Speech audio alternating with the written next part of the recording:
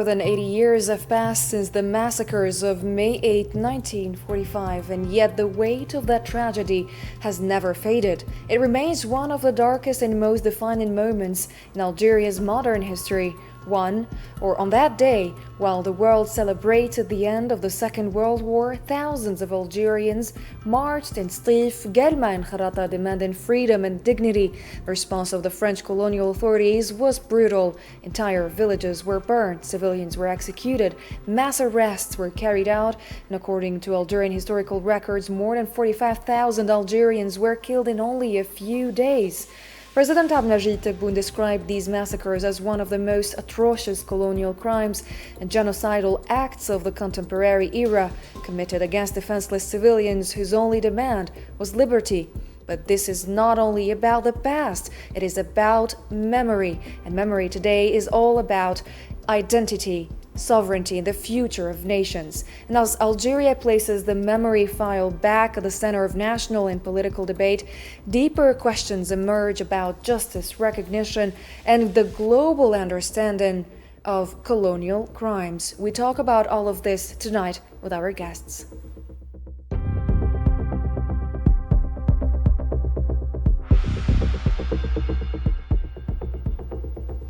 Before talking about May 8, 1945 massacres, let's watch this report by our colleague Oussama Ayad.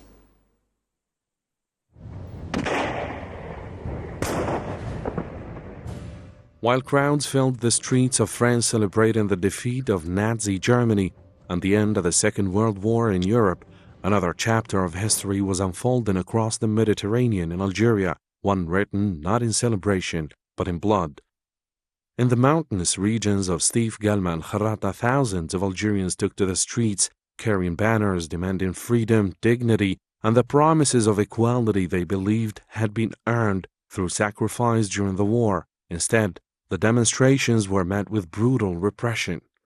What began as nationalist marches quickly escalated into one of the darkest episodes of French colonial history. Following clashes between protesters and colonial authorities, French military forces, settler militias, and police launched a violent crackdown across northeastern Algeria. Villages were bombarded, civilians were arrested, and entire communities were subjected to collective punishment. The exact death toll estimate is as many as 45,000 people.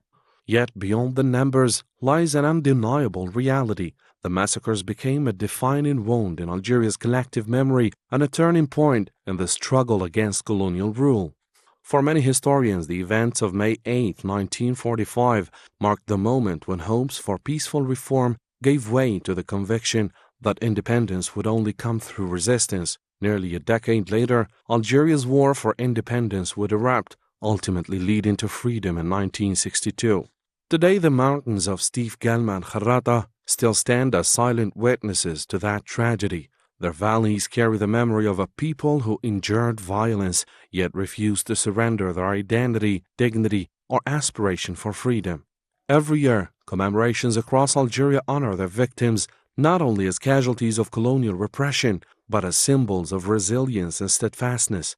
In a cruel twist of history, the same day that marked liberation for Europe became for Algerians a reminder that freedom remained a painful but worthy chapter. As the world reflects on the victories of 1945, Algeria continues to remember another truth of that day, that even amid celebrations of peace, some nations were still fighting to be heard. So I welcome with me tonight Mr. Mohammed Sassi, geopolitical observer. He's live with us from New York. Salam alaikum. Wa alaikum salam. Thank you for the invite. Thank you very much for accepting it. You're welcome. Thank you very much. And Mr. Arizqi Dawood, editor of North Africa Journal, he's joining us as well from Miami. Thank you. Thank you, Miriam, and hello, Mr. Sassi. Hello. Welcome to the show. Thank you very much, both of you gentlemen. So today Algeria commemorates the massacres of May 8, 1945, and it's called the Day of Remembrance. So it has been 81 years since the massacres and crimes committed by France on May 8, 1945. Why does this date remain such a defining moment in our Algerian history? Mr. Sassi, perhaps. Miriam, for me, is a special day. I think any Algerian remember what happened that day. I didn't experience it, and yet in my veins, the echo of a broken world will resonate. The armistice was signed in Reims like a final breath after the storm. Reims, city of stone and light, where the cathedral seems to speak to the centuries, where Clovis received the baptism water, and where many kings of France came to wear the crown of power and destiny. But behind the victory bells, another truth remained hidden. The actual deed was signed on May 7, and France itself was kept at a distance for it. As is history sometimes made choice, it witnesses, and it forgot one. Then May 8 arrived. Europe celebrated the return of peace, while south of the Mediterranean, the land of my country, Algeria, was ablaze in blood. In Sétif, men, women, old people, children, they marched with their dreams of dignity, demanding only their share of equality, their right to exist under the same sky. Some still wore on their chest medals won in the war of others to defend France. The metal shone for a moment before being covered in dust and blood. Gelma, Kherrata, and in so many other wounded places. The repression descended like an endless night. For months, so those who had believed they were liberated freedom, they experienced fear, fire, and imposed silence. And me today, as an Algerian, I'm here to say their names, to refuse to be forgotten. I will speak despite those who would like to erase the scars, despite those nostalgic for the old channels, despite the voice that disguises the pain in glorious memory, because the land cannot be built upon an amnesia of the dead. The 8th May 1945, Algeria to this minute has not forgotten and do not do so. Algeria today still bears the wounds, its unfinished battle, the victory mixed with the defeat, the strength as well as the weaknesses. But she also carries a memory that stands tall, a proud that time has not erased and should not erase. And as long as there remain a voice to tell the story, the shadow of Sétif, Gelma, Kherrata will continue to walk with us in the breath of generation, in the dust of the street, in the heart of those who refuse to let history be buried. Yes, the massacre of 8 May 1945 in Algeria, especially in the town that I said, Sétif, Gelma, and Kherrata, became a turning. Mr. Sassi, looks like we lost your sound. Mr. Sassi? I'm here. Okay, please, Yes, you can I'm carry here. on. Can you hear me? Yes. We Can you hear me? we can hear you, Mr. Sassi. You could carry on your thoughts. Well, as I said, very emotional. But this event is commonly called. Maybe the sound is being a bit problematic, Mr. Rizqi. Algerians and Algeria will not forget. This is a day of memory. We cannot forget what happened in May 8, 1945 massacres. No, absolutely not. I mean, if you hear what Mr. Sassi said, it does suggest that every Algerian family has been essentially touched by those events and the subsequent events, the period of liberation war. I think every family that I know has had some losses. My mom was born in 1944, so that's about that period. My uncle, was gunned down, who I bear the same name, was gunned down by, paratroopers. He was just about, 22 years old. So it's, there's no way in the world you can smother this history. It's part of the Algerian identity, right? It's part of, subsequently, it was not just a military project.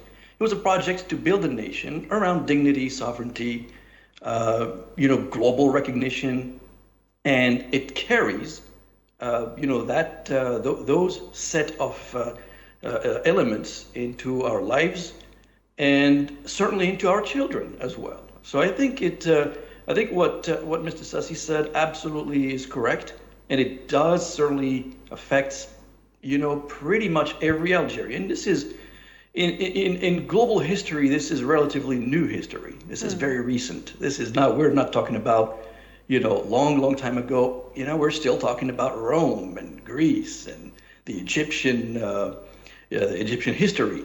It just happened to people that we know. Many of them are still alive, and remember that. So to your point, Miriam, this is not something that's going to go away anytime soon, regardless of efforts perhaps to smother that. And it has shaped the modern Algerian identity and laid the foundations for the struggle for the independence of Algeria. Yeah, absolutely. I think what if my history serves, there were different political tendencies and movements prior to 1945 in Algeria. There were people that were pro-reform, and they called them reformists. There were, political groups that wanted assimilation with the French. There were religious movements. There were nationalist currents. It was all over the map. I think what May 8th did, it basically unified all these various competing philosophies and thoughts and movements to understand that it made no sense to speak the language of integration, peace, and cohabitation with France. It just didn't work. Certainly the problem was the French government. That was a problem, but also the French colonialists, the landowners, the people that were behind those massacres, were absolutely adamant that the vast majority of people had no rights, right? And so subsequently, when all these sort of separate ideologies came together, the subsequent war was not just about a military project, as I said earlier. It was about creating a nation, with dignity, with sovereignty, and a nation that, as far as it is now, 2026, it's thriving, it's doing very well, and of course that memory will continue to last. So, Mr. Sassi, can we say, I hear that you're back with us from our gallery room and technical staff, can we say that a nation can protect its future and its children without preserving its historical memory? And how important is historical memory, not just for our case, but for all of the other nations? I think history teaches that if you don't keep what happened in your country, if you don't keep the revolution that make you free today, that country cannot sustain itself. Because, as I said many times, a country without memory is going to be conquered or colonized or being destroyed by other. Why? Because the memory that you have in our vein, the memory when you think about the mujahideen, what about the shuhada, Allah yarhamhum, that fight for us, to give us the opportunity to be in the concern of the nation as free. You cannot forget that. You have to teach our kids, to tell them this is what happened. Look at the country where I'm living now. They talk about the old party, the Republican. Each and every day in the classroom, they make them sing the national anthem, and they have about 5 or 10 minutes to talk about the history of this country. Why? Just to remember how it was built. We can disagree by the way it was built and the way that history is said. But again and again, you have to nourish, you have to give the save this in our children, to know that the sacrifice that the Shuhada did and the Mujahideen are doing is not just to be a citizen, is to take the flag of the country, to be proud of it, and also to work for it. As Kennedy said, don't ask me what the country can do for me, but what you can do, what I can do for my country.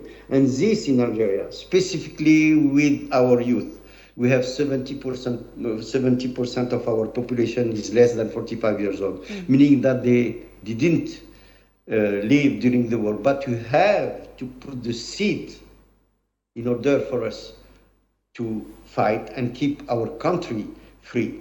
We are a country with 6 borders. We have on the other side France, the colonialist. Up to today's date, they didn't get the punishment that they should have for the massacre of Sétif, of Guelma, of Khorata. We have more than 45,000 people who were killed. How come you cannot teach our children to remember what did the French to our country? And now when I hear sometimes the colonization, les bienfaits de la colonisation, which find some echo in Algeria, I want to take up arms and go to their house and teach them what is colonization, what happened during this colonization. We should not allow ourselves to forget. Of course. 132 years of colonization.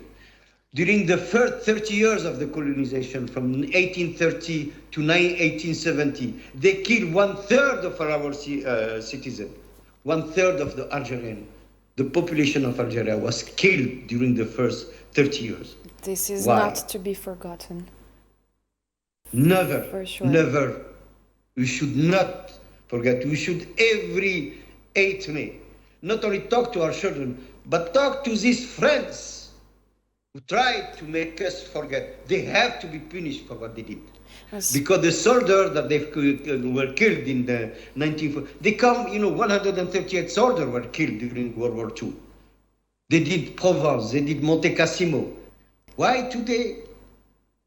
They don't want even to give us back our dignity, to recognize, not big dignity, we don't need that, but to recognize. I don't care about, you have to be punished for what they did in 1945. We will maybe speak about the responsibility of the colonizer. We have also heard very strong messages from President Boone regarding a memory. He also announced two new instructions to the Ministry of Mujahideen to launch 2 new national legislative projects linked to memory and history, and a message marking the 81st anniversary of the May 8, 1945 massacres. He said the first project concerns national sessions on memory and history, while the second one involves preparing a draft law on national memory. So are we witnessing a historical reassessment or also a political and legal repositioning of the memory file? Maybe Mr. Dawood. Well, yeah, I mean, any initiative meant to solidify history or showcase history is of course to be welcomed. What I would be more in favor as well is to see more grassroots initiatives that speak to sort of the newer generations, right? There's a lot of digital stuff taking place, and so all of that, of course, is very important because it, to what Mr. Sassi said, it builds, it builds continuity, it builds legitimacy. it allows social cohesion. You can't really, sideline history. You look at countries that are very young. Algeria is very old. I mean, it goes back to the Numidian era, even long before that. United States is going to celebrate 250 years of existence. And believe me, their history is everywhere. It's in their street names. It's in, you go to Europe, it's even more, right? So, so history is very important to carry the memory forward. And any means to solidify that is very important. And of course, what the government does is very important, but also what the media folks do, historians, young celebrities or folks online certainly have to be part of that to showcase, this history and what Algeria is all about. Mr. Sessi, maybe tell us what is the significance of this renewed official focus on memory in today's regional and global geopolitical context? As the gentleman before me said, is a first step. But in my point of view, we have to listen to what France have to say. Yes, I am for the dialogue, but in another hand, I'm not going to be here and standing, listening to what the French are saying. They want to minimize the scale of the repression. They focus mainly on the Europeans that were killed, and yes, they were killed, and they claim that they were innocent, and they avoid to discuss the real problem is what they did to Algeria. As I said, the dialogue have to be renewed, because without the dialogue, we cannot find the truth. But the truth is not the one who are writing with lies and falsification. They have to be on our side. It's right to the blood of our shuhada, Allah yarhamhum. It's right with the blood of all what they take us from our country. It is right to the blood of all this Algerian that didn't have a chance to see their country liberated. And now, again and again, many historians argue that the colonial authorities concealed or downplayed what happened. But it's not enough for me to hear that. They have to recognize what they did. And then when they recognize what they did, maybe I will say, okay, I'm not going to forget, but we can go back to kind of normal relation. Don't forget, you have 6 million of our people in France. Due to what? This is the causality of colonialism. My father, when he went to France, is not because he wanted to go there, because he was very poor in our village in Biskra. He didn't find a job. On the top of it, they don't give him a job. They let us dying over there. Biskra was one of the countries where they did anything. So he went to France and he was the poor guy exploited. And then you have their children and other children. And now we become to say that, yes, we have to open, you have to build this bridge again. I want to build the bridge, but I don't want to build the bridge on lies. I don't want to build the bridge forgetting the genocide, the Gégène, the massacre that happened not only in Kherata, Sétif. Since the first day they come, they kill. The only good Algerian for them, like Iwado Algerian was killed. Les enfumades, etc. I don't want to be, how can I say, so harsh on what I'm saying, but this is something that, each and every Algerian should say, yes, you can negotiate, you can go back and build the bridges, but not to the price of forgetting the truth. Of course. What they did was massacre and genocide. So recognition is not meaningful without justice and accountability. Absolutely. And this is what I was saying before, with the lip service of Mr. Macron. He's not enough. It's not excuse that I'm looking for. I want them to recognize what they did. Now we'll talk about the massacre of Sétif and Kherata. What about les essais nucléaires that they were doing up to today's date? Up to today's date, and they don't want to recognize it, even though they were, la Cour internationale de justice recognized that they have to go and clean up. I'm sorry, go ahead. No. That was it. Maybe a last comment by Mr. Dawood before wrapping up, because I'm told we only have 1 more minute to wrap up our show. Maybe as one last word from you, Mr. Dawood, why should the world remember the massacres of May 8, 1945 beyond the Algerian national narrative, and why is this important to remember? Oh, I have my own views on this, Miriam. I think, history repeats itself, right? I think we're seeing a lot of that stuff happening today. There's so many wars out there that basically tell us that the exact post-World War II political order with its human rights and prisoners' rights is really not up to task. And what happened in Algeria, what happened elsewhere, and we've seen many places that had the same issue, is still repeating. So I think it's remembering this. It's very important that we need to remember this. A quick point going back, and that's my last comment, back to your geopolitical implication, is that there is a movement taking place right now, particularly targeting France, in the sense that a lot of former African colonies are looking at France and trying to settle scores, historical scores. And we're seeing obviously that taking place in the Sahel, that's taking place in West Africa, other places. And I think France has made a tiny little step forward by recognizing what it did in Cameroon, for instance. But it's not enough. Obviously, just like Mr. Sessi said, legally, it's very, very complex. What do we want? We want, of course, recognition, apology, accountability, reparation, perhaps. All of that are different categories under international and political frameworks, and very complex to get there. So, will we be there? Eventually, we will. History settles in the right place at the right time. Could we force it? We could do our best, but thank you. We will be there. Thank you very much, Mr. Dawood, and thank you, Mr. Sessi, both of you. Thank you, gentlemen, for your contribution tonight.